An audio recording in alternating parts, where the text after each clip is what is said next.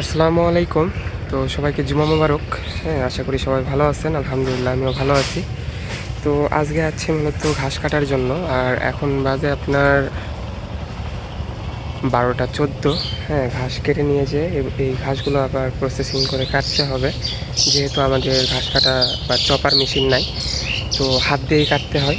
হ্যাঁ, এবং এই ঘাসগুলো আমরা কেটে দেব ছোট ছোট করে, এবং ঘাস ফল আর আপনার দানাদার খাবার দিয়ে মিক্স করে খাওয়াই আমরা এখন বর্তমানে, যেহেতু ঘাসের সংকট এবং গরুগুলো পাতারি ছাড়া যাচ্ছে না, তো এই কারণে মূলত এইভাবে খাওয়াতে হচ্ছে।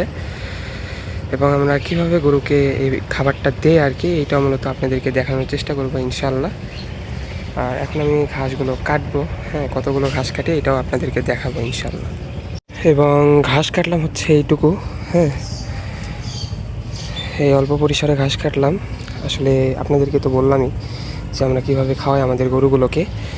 তো শুধু যে গরু তা না, হ্যাঁ, 9টা ছাগল আছে, তো ওদের জন্য এখান থেকেই দেওয়া লাগে আর কি ঘাস। হ্যাঁ, যেহেতু পুরাই ফাঁকা হয়ে গেছে, এখন গরু ছাগল বলেন এগুলোকে ছাড়া যাচ্ছে না, আমাদের একটু সমস্যার ভিতর পড়তে হচ্ছে।